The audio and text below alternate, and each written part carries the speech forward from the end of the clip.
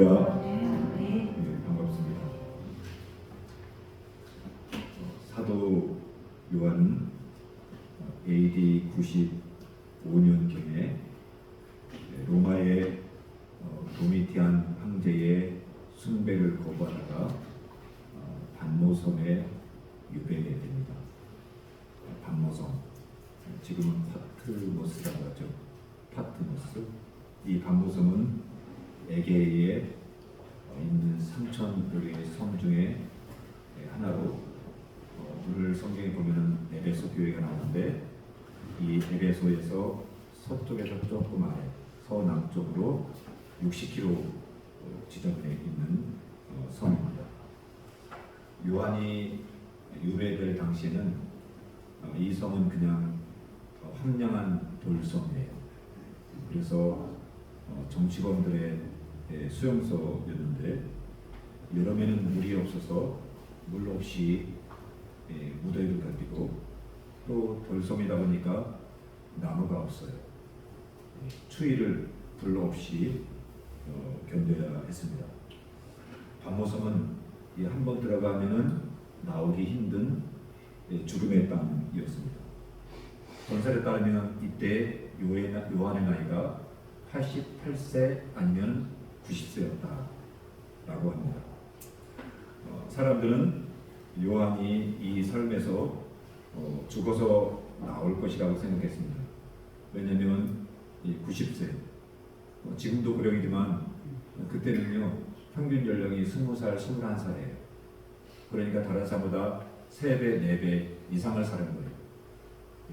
그러니까 너무 고령인데, 이 90세 고령의 할아버지가 젊은 사람도 들어갔다가 나오기 힘든 이 반모섬에 들어가서 죽겠구나, 이렇게 생각을 했습니다.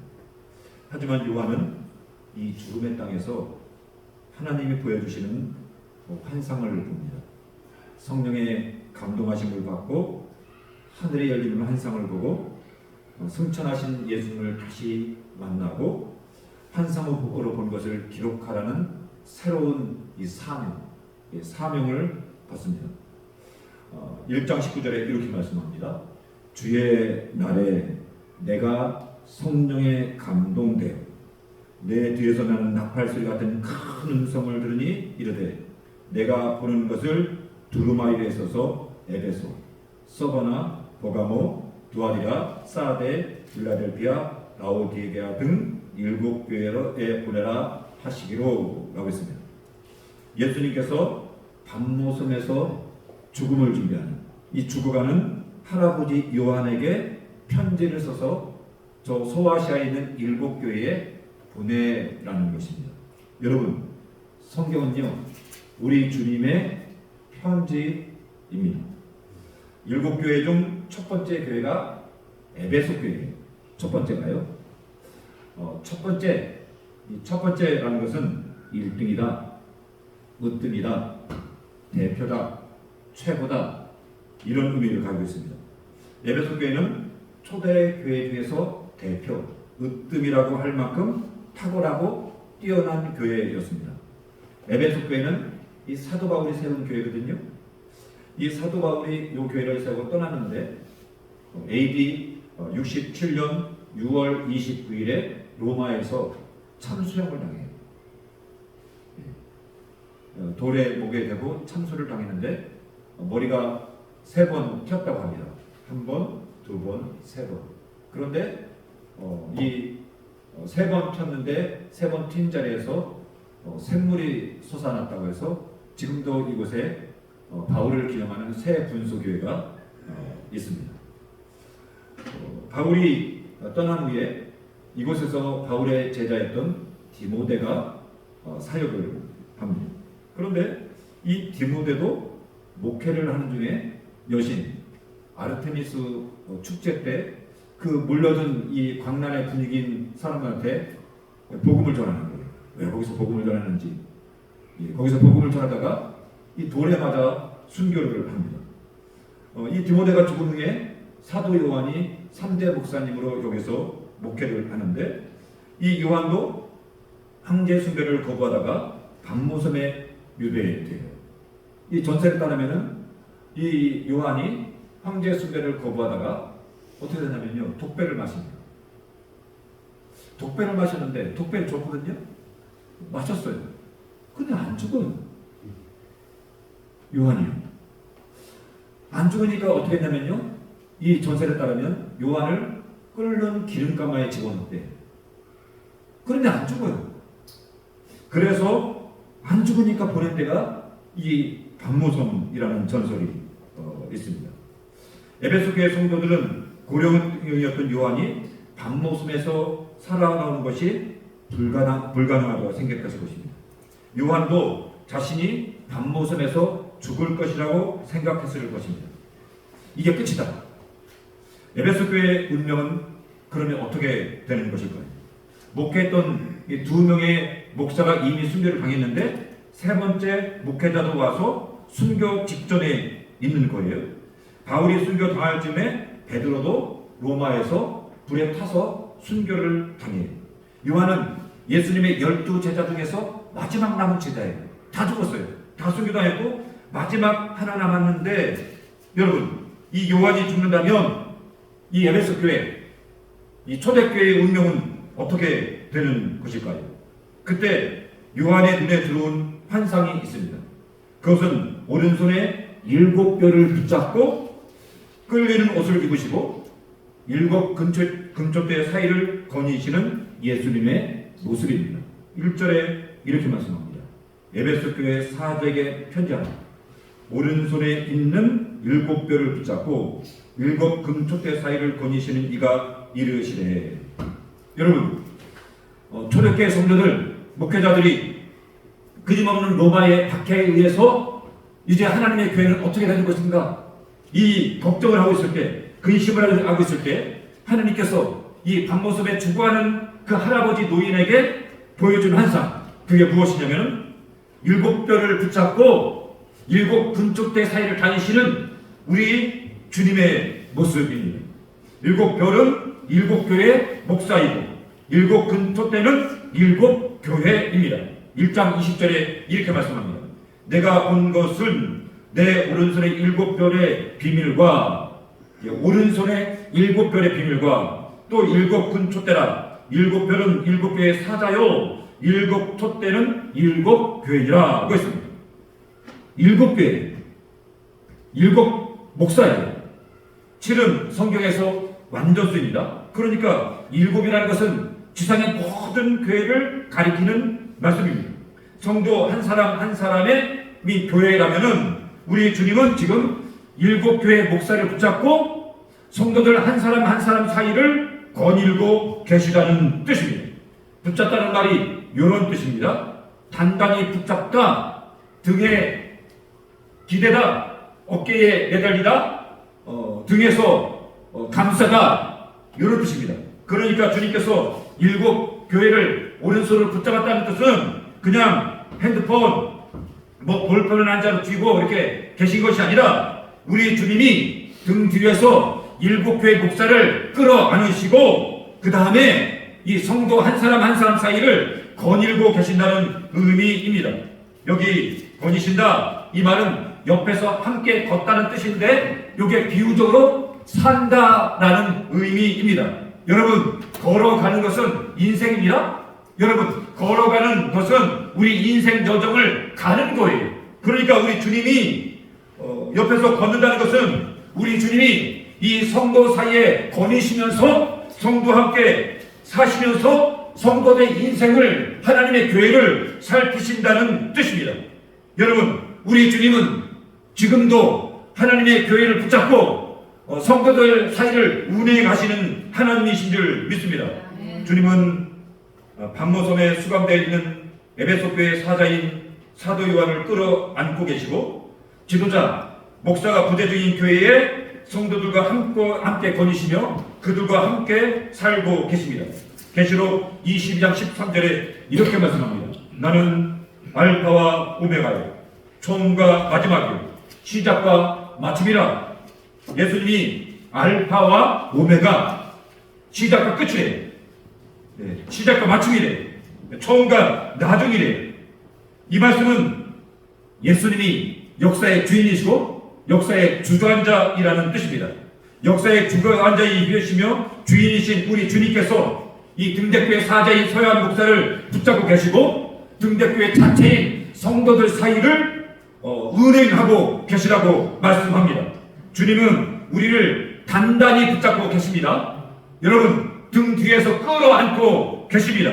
우리 사이를 거니시면서 저와 여러분을 살피시는 주님이십니다. 제가 초등학교 저학년 때거든요.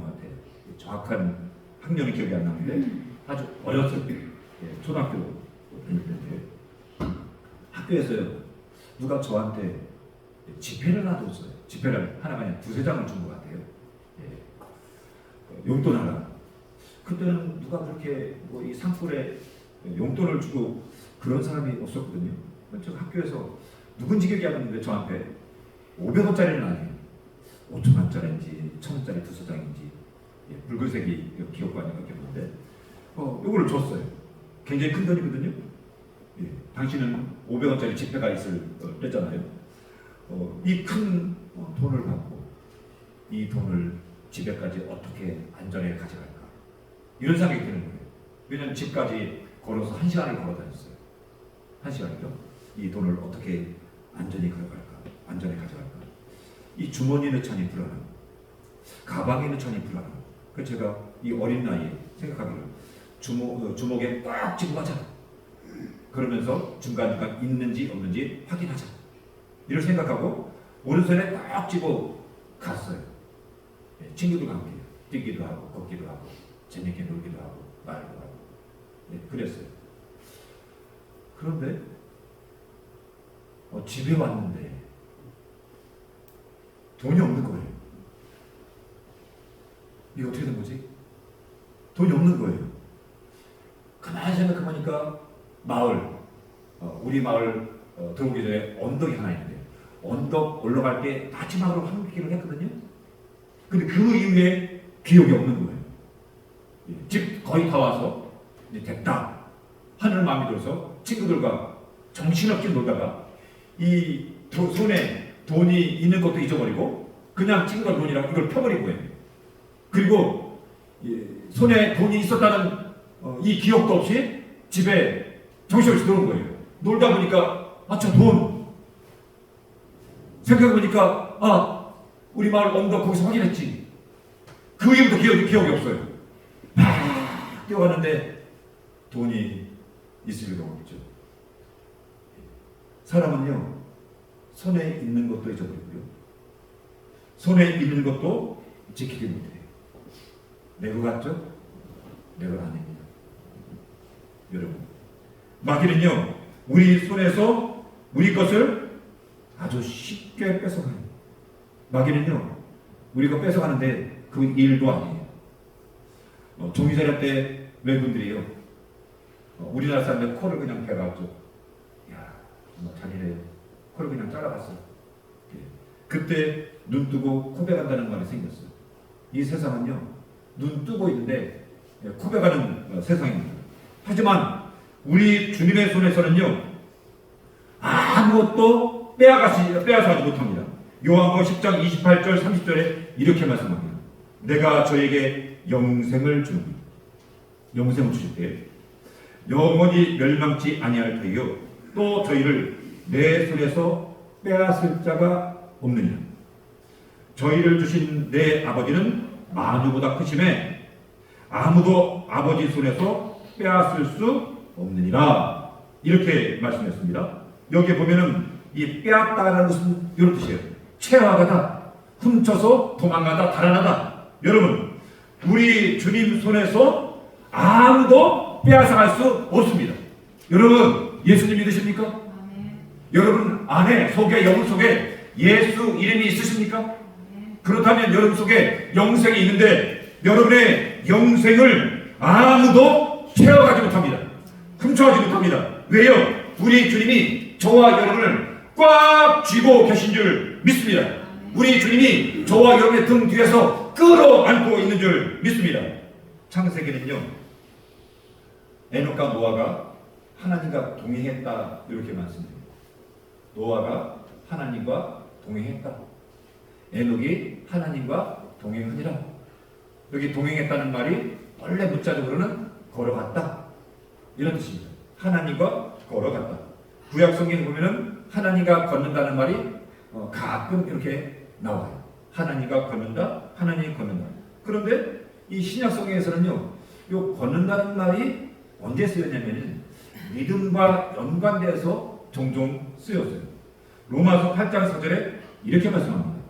육신을 따르지 않고 그 영을 따라 행하는, 그 영을, 성령을 따라 행하는, 이게 원래는 영을 따라 걸어가는 이런 뜻이에요.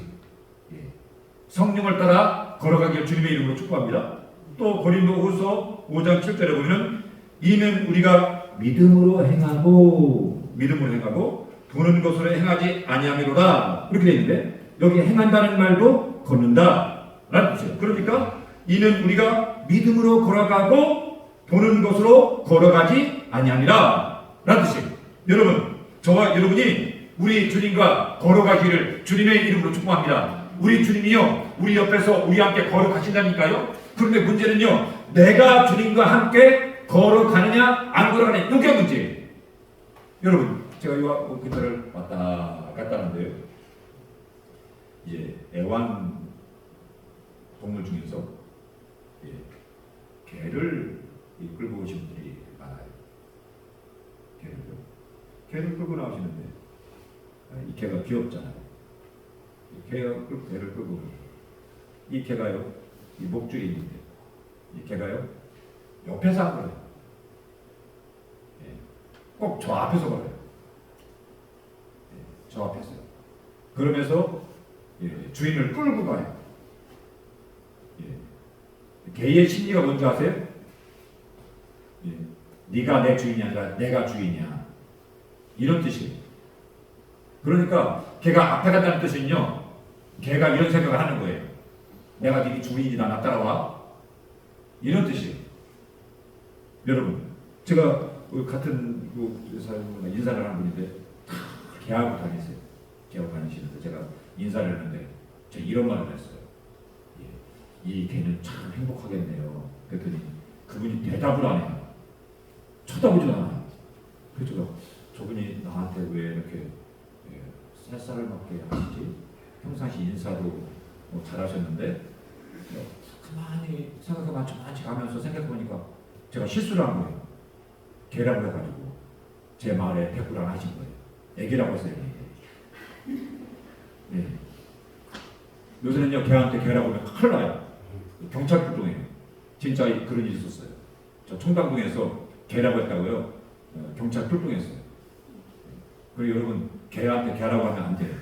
요즘은요, 개한테 개라고 하지 말고 꼭 베이비 이래야지 경찰 출동 안 해요. 싫어합니다 이거.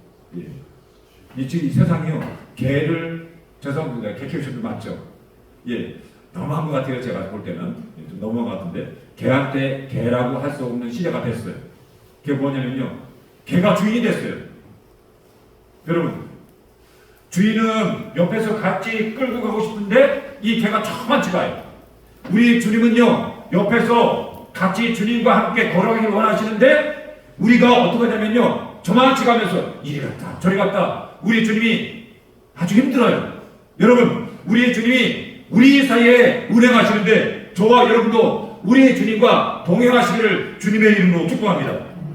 저는요, 이 대한민국의 현실을 보면서요, 이 나라가 어떻게 될지 너무 안타까워요.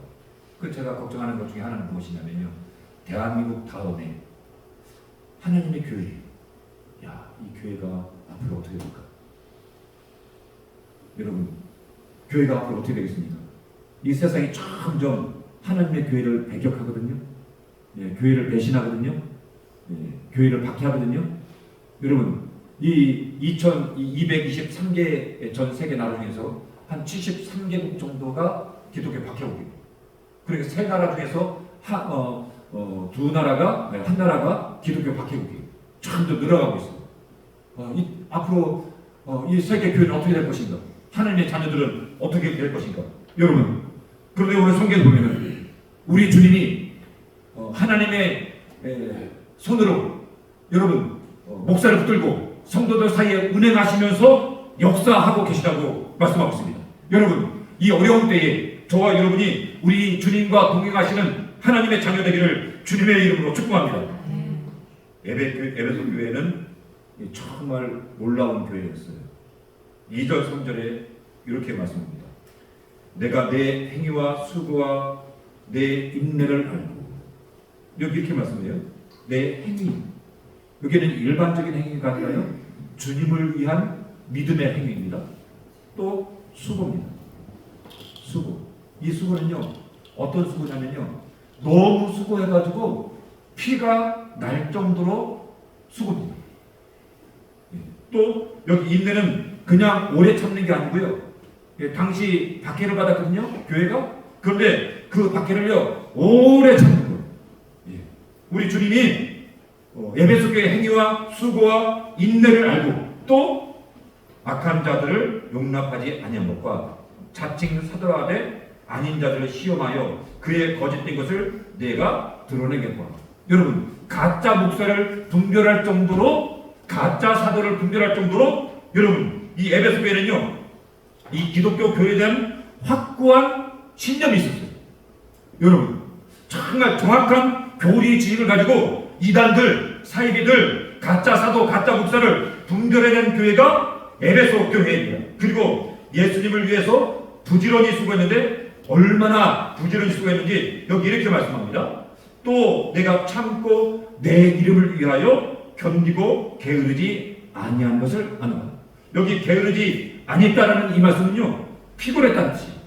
그런데 조금 피곤한 게 아니고요, 너무 수고해가지고 병이 날 정도로 피곤하다, 다운됐다, 이런 의미의 단어입니다. 에베소 교회는 주님을 위해서 얼마나 땀을 흘렸는지 지칠 정도로 우리 주님이 너무 잘해서 침이 마르도록 칭찬을 하고 계십니다. 이것도 잘했다, 저것도 잘했다. 그래, 에베소 교회 너네 잘했다, 잘했다. 우리 주님이 계속 칭찬하는 교회가 에베소 교회입니다. 으뜸입니다. 최고 교회입니다. 대표적인 교회입니다. 제가 신학대학원 다닐 때 2학년 올라가는데, 올라갈 때마다 개강을 할 때마다 신학교는 부흥회인데, 개강 부흥회라는데, 2학년 올라갈 때 수련을 하는데, 이때 오신 선교사님이 이재환 선교사님이에요. 감비아 선교사님인데, 우리 합동교단 선교사님인데 굉장히 유명한 분이에요. 초계파로 유명하신 분인데, 제가 지난 주간에 말씀 준비하다 생각이 나서 검색해 보니까 유튜브에 그분 간증 설교 집회에 굉장히 많이 뜨더라고요. 이분이 이 붕괴 때, 개강 붕괴 때 이제 사모님 이야기를 하신대요. 사모님 이야기 하시는데, 이 사모님이 어느 날 아침 이 선교사 팀 모임 때 그런 식으로 해요. 앞으로 우리 콜라 마시지 말자. 콜라 마시지 말자. 이 선교사님 말씀은 이런 의미예요. 우리가 선교를 하려면은 현지처럼 살아야 되는데, 이 콜라는 현지인들을 꿈도 못 간다는 거예요. 근데 우리는 이 한국에서 가져온 콜라, 사이다를 냉장고에 넣다가 시원하게 마신다는 거예요. 1980년대입니다. 이 선교사님이 활동하시던 데가 감비아예요. 지금도 그렇지만요, 아프리카에 아무것도 없는데요. 이 감비아 선교의 아버지라고 할 정도로 이분이 초창기 선교사님이에요. 근데 이 사모님이 이 냉장고에 있는 이 콜라를 마시자고 하니까요, 선교사님들이 아무 대답을 안 하시네요. 고개를 딱 숙이고 대답 안 하시네요. 왜요? 너무 더운데 이 선교사님들이 거기서 큰 낙중이 하나가 무엇이냐면요, 바깥에서 돌아다니다가 이 팀 본부에 들어와서 냉장고를 열고 이 사이다 콜라를 마시는 게 큰 낙인 거예요. 그런데 이걸 하지 말자니까요, 아무도 대답을 안 하시는 거예요. 이분이 제가 부목사로 있을 때 이제 그 교회 집회가 있는데 강사로 오셨어요. 굉장히 유명한 분이거든요. 근데 이분이요, 무슨 차를 타고 오신 줄 아세요? 티코요. 티코를 타고 오신 거예요. 제가 깜짝 놀랐어요. 제가 마중 나가 있었거든요. 이 주차장에 있는데 이분이 태코에서 내리는 거예요. 여러분, 근데 이분이 개항 집회 끝에 이 말이 아직까지 제 머릿속에 남아있어요. 그게 뭐냐면요, 이 두세 번을 이야기하시는 거예요. 주님을 위해서 피곤하고 싶습니다. 이 눈물을 흘리면서요, 이분이 주님을 위해서 피곤하고 싶습니다. 이게 울부짖는 거예요.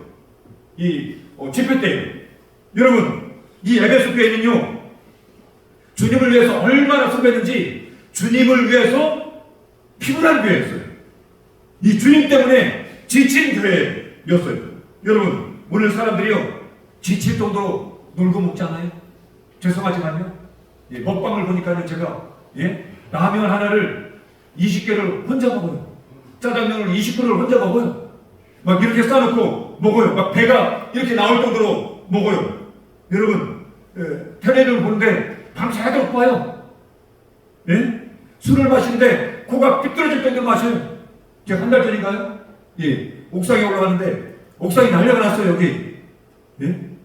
사람들이 술을 마시고 이렇게 하는 거예요. 속에 있는 거를 턱 돌아가지고 제가 물 갖다 닦고. 여러분, 전부 다 죽을 일 아니에요, 이거? 사람들이요, 이 죽는 일에 목숨을 걸고 이 미친 짓을 하고 있어요. 제발 술 좀 끊으세요. 왜 미친 짓을 왜 하고 있어요? 그런데 하나님을 위해서는요, 이야, 진짜 피곤해 보셨어요? 주님을 위해서 피곤해 보셨어요? 주님을 위해서 밤새 보셨어요? 여러분, 적어도 우리가 예수님 믿고 새 생명 받고 구원받았다면 여러분, 주님을 위해서 한번 피곤해봐야 되지 않겠습니까? 이 세상 일에는 미쳐가지고 정신없이 다니는데 어떻게 여러분 주님을 위해서는 10,000원 혼자 헌금하는 거 그거 아까워하십니까? 회개합시다. 여러분, 바울은 에베소 교회를 개척하고 떠나면서 이렇게 말합니다. 사도행전 20장 31절에 그러므로 여러분이 일깨어 내가 3년이나 밤낮 쉬지 않고 눈물로 각 사람을 훈계하던 것을 기억하라. 바울이 쉬지 않고 눈물로 각 사람을 훈계했대요. 성령 받기 전이지만 에베소는 아볼로라는 사람이 있었어요. 아볼로는 알렉산드라 출신의 유대인으로 성경에 능통하고 언변이 좋고 주님의 도를 배워 열심히 주님을 전하던 사람이었어요. 아볼로가 얼마나 똑똑한지 사도행전은 이렇게 말씀합니다. 사도행 18장 28절에 이는 성경으로서 예수는 그리스도라고 증언하여 공중 앞에서 힘있게 유대인의 말을 이기미더라. 여러분, 말로 유대인을 이긴 사람이 아볼로예요. 여러분, 최고의 선교사, 최고의 신학자였던 바울도요, 말로 유대인을 눌러버리지 못했어요. 그런데 이 아볼로는요, 말로 유대인을 꼼짝 못하게 한 사람이에요. 그러니까 이 사람이 얼마나 똑똑한 사람인지 알 수 있겠죠. 그런데 이 에베소 교회는요, 이 바울, 아볼로, 디모데, 사도 요한, 나중에 AD 100년 이후에는 이 폴리갑이라는 당대 네노라는 이 그 목회자가 섬겼던 교회인데, 여러분, 이 기라성 같은 이 목회자들이 이 교회에서 목회됐으니까 이 성도들이 얼마나 잘 배웠겠습니까? 에베소 교회는 정말 모든 행위에 있어서 모범적이고 탁월하고 뛰어난 교회였습니다. 주님께 얼마나 많이 수고했는지 우리 주님이 잘했다, 잘했다, 이것도 잘했고 저것도 잘했고 칭찬하는 이런 교회였습니다. 그런데 우리 주님이 이렇게 칭찬을 하시다가 갑자기 이 칭찬을 멈추시고 결정적인 일과를 이렇게 하십니다. 그것은 처음 사랑을 버렸다는 것입니다. 4절에 그러나 너를 책망할 것이 있나니 너의 처음 사랑을 버렸느니라. 이 처음 사랑이라는 말을 공동 번역 성경은 처음 지녔던 사랑이라고 번역했습니다. 영어 성경은 first love, 이 첫사랑이라고 번역했습니다. 그러니까 처음 사랑은 에베소 교회가 예수님을 믿고 처음 지녔던 사랑이고 예수님을 믿고 예수님에 대한 첫사랑이라는 의미입니다. 첫사랑이 뭐예요? 순수한 사랑입니다. 지고 지순한 사랑입니다. 첫사랑은 때묻지 않은 사랑입니다. 뜨거운 사랑이에요. 가슴이 설레고 가슴 졸이는 사랑이에요. 여러분, 이 에베소교회는요, 우리 주님 때문에 뜨겁고 설레고 지고지순했고 순수했고 우리 가슴이 막 타올랐던 그런 교회였습니다. 여러분, 예수님 믿을 때 이 순수했던 첫사랑이 있으세요? 이 순수한 이 사랑이 있으세요? 이 뜨거움이 있으세요? 여러분, 이 뜨거움이 있어야 돼요. 이 뜨거움이 저와 여러분에게 우리 등대교회의 길을 주님의 이름으로 축복합니다. 책망하다라고 했습니다. 책망하다. 이 책망하다라는 말이 뭐뭐에 대하여 반대한다, 이런 뜻입니다. 이 책망하다는 말이 뭐뭐에 대해서 거스른다, 이런 뜻입니다. 그러니까 내가 너를 책망한다는 것은 내가 너를 반대한다, 내가 너를 거스른다, 이런 뜻입니다. 그러니까 에베소 교회는 우리 주님이 거스르는 교회였습니다. 교회를 누가 세우셨습니까? 우리 주님이요. 교회를 어떻게 세우셨습니까? 우리 주님이 피로 세우셨습니다. 교회는 피로 값주고 사신 주님의 교회입니다. 그런데 자기 목숨을 걸고 세운 교회를 우리 주님이 반대하신대요. 여러분, 우리 주님이 피 뿌려 세우신 교회를 우리 주님이 거스는데, 이 말씀을 2절과 3절을 연관 안에서 생각하면 이렇게 됩니다. 처음 사랑이 없는 믿음의 행위, 이것은 내가 반대한다. 처음 사랑이 없는 너희들의 수고, 피땀 흘리는 수고, 처음 사랑이 없다면 내가 반대한다. 너희들이 박해를 받는데 오래 참지, 사랑이 없다면 그 박해도 내가 반대한다, 이런 의미입니다. 이들은 교리가 있었습니다. 이단을, 사이비 목사를 분별하는 이 분명한 교리가 있었는데, 만약에 사랑이 없다면 이 교리도 내가 반대한다. 부지런했지? 나 때문에 피곤했지? 그런데 그 부지런함, 그 피곤한 것도 너희들 안에 사랑이 없다면 나는 반대한다, 이런 의미입니다. 왜 주님은 처음 사랑이 없는 헌신을 반대하실까요? 바울은 사랑에 대해서 이렇게 말합니다. 고린도전서 13장 1절 3절. 내가 사람의 방언과 천사의 말을 할지라도 사랑이 없으면 소리나는 구리와 울리는 꽹과리가 되고, 구리를 서로 부딪혀 봤습니까? 퍽. 꽹과리를 쳐보셨습니까? 너무 시끄러워. 여러분, 사랑이 없으면 그냥 금속 부딪히는 소리에 불과합니다. 내가 이해하는 능력이 있어 모든 비밀과 모든 지식을 알고 또 산을 옮길 만한 모든 믿음이 있을지라도 사랑이 없으면 아무것도 아니요. 내가 내게 있는 모든 것으로 구제하고 또 내 몸을 불살하게 내어줄지라도 사랑이 없으면, 내 몸을 불살하게 내어줄지라도 사랑이 없으면 내게 아무 유익이 없느니라. 무엇을 해도, 목숨을 줘도 여러분 사랑이 없으면 아무것도 아니래요. 여러분, 신랑 신부가 결혼해요. 그런 신랑을 사랑하지 않아요. 그러면 여러분, 결혼식은요 설레고 기쁘고 즐거운데, 이 결혼식은요 설레고 기쁘고 그게 아니고 형식이고 가짜고 윗선이고, 여러분 결혼식이 아닌 거예요. 이 신랑이 이 신부에게 돈도 주고 차도 주고 집도 주고 다 줬는데, 이 신랑이 신부를 사랑하지 않는다면 여러분 안고 없는 찐빵 같은 부가 아니겠습니까? 부부가 자식에게 용돈도 주고 좋은 학원도 보내주고 먹을 거 입을 거 다 해주는데 사랑이 없다면, 사랑을 주지 않는다면 껍데기만 주는 것 아니겠습니까?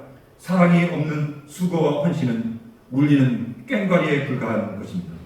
에베소 교회는 가짜 사도를, 가짜 목사를, 이단을 가려낼 만큼 분명한 확고한 기독교 교리를 가지고 있었습니다. 그런데 여러분, 이 교리는요 너무 중요하거든요. 너무 중요해요. 이게 없으면 교회가 살 수 없어요. 그런데 사랑이 없다면은 이 너무 중요한 교리가 실체가 아닐까요? 사랑이 없다면 이 성경이 바리새인의 교과서 아닐까요? 그냥 형식주의 아닐까요? 사랑이 없다면 이 십자가가 그냥 나무토막 아닐까요? 여러분, 사랑이 우리 신앙생활에서 가장 중요합니다. 사랑은 우리 이 신앙생활의 꽃이고 왕관입니다. 사랑이 성경의 핵심 주제이고 이 사랑이 이 십자가의 본체입니다. 여러분, 주님을 사랑하세요. 그런즉 믿음, 소망, 사랑 이 세 가지는 항상 있을 것인데 그 중에 제일은 사랑이라. 신앙생활하면서 예수님을 사랑하지 않는 것은 꽃이 없는 꽃과 같습니다. 꽃대만 있다면 얼마나 허무할까요? 버려질 것입니다. 우리의 신앙이 만약에 꽃이 없다면, 이 사랑이 없다면 그냥 쓰레기통에 버려지는 그냥 아무 보잘것없는 것이 될 것입니다. 여러분, 이건 얘기하십니까? 그러면 주님을 사랑하십시오. 찬양하십니까? 사랑으로 찬양하십시오. 봉사하십니까? 우리 주님의 사랑 때문에 봉사하십시오. 사랑이 우리 신앙생활의 멸류관, 왕관, 꽃입니다. 예수님을 사랑하십시오. 이게 우리 신앙의 핵심입니다. 르네 스피스는 이 버려진 아이들, 이 고아들 있죠? 고아들을 돌보는 미국의 국립병원 의사였습니다. 위생적인 환경이에요. 미국이 돈이 많잖아요. 예. 음식을 잘 줬어요.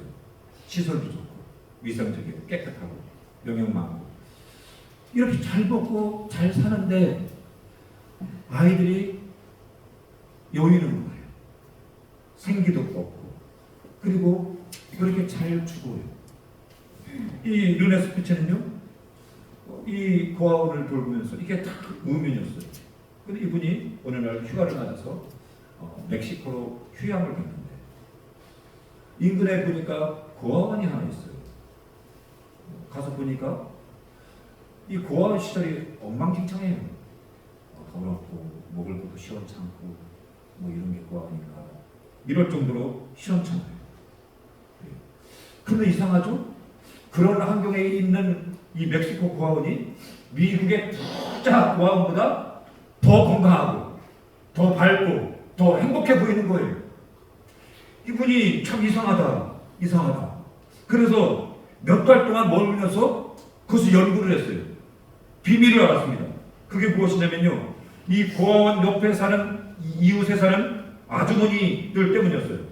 이 여인들이요, 고아원에 와가지고 아이들을 안아주는 거예요. 쓰다듬어 주는 거예요.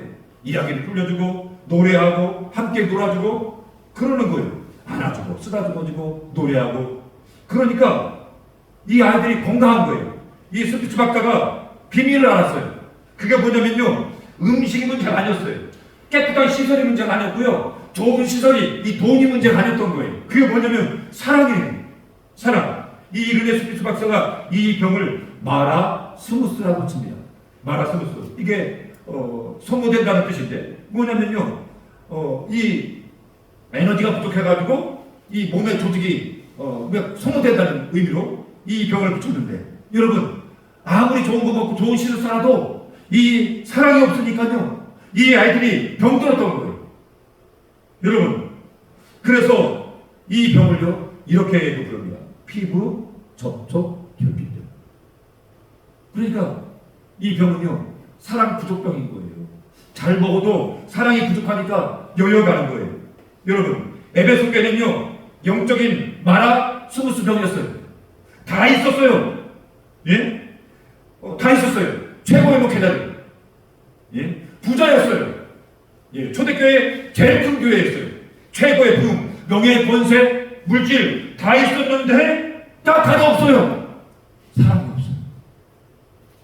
사랑이 없다면 다 없는 거예요. 여러분, 그런데 오늘 현대인들이 영적 마라스무스 병 앓고 있는 건 아닐까요?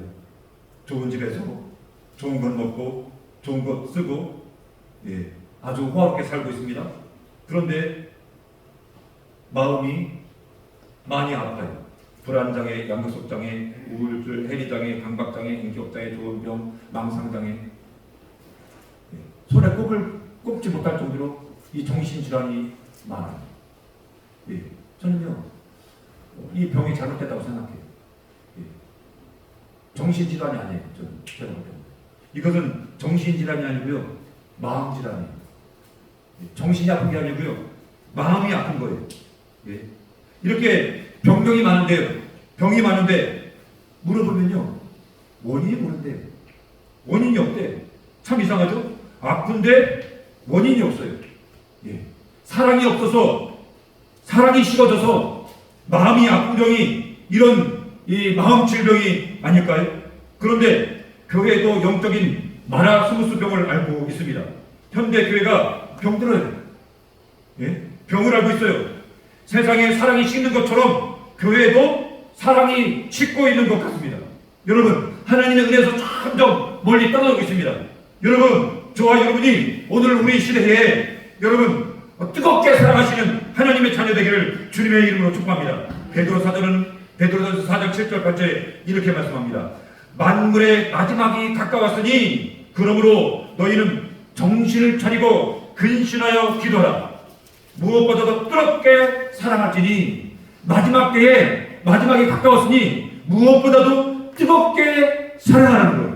여러분, 저와 여러분이 이 마지막 때에 점점 사랑이 식어져서 마음도 아프고 정신도 아픈 이 시대에, 영적인 이 마라스무스병을 앓고 있는 이 시대에 여러분, 하나님의 사랑으로 이 병을 이길 수 있는 하나님의 자녀가 되기를 주님의 이름으로 축복합니다.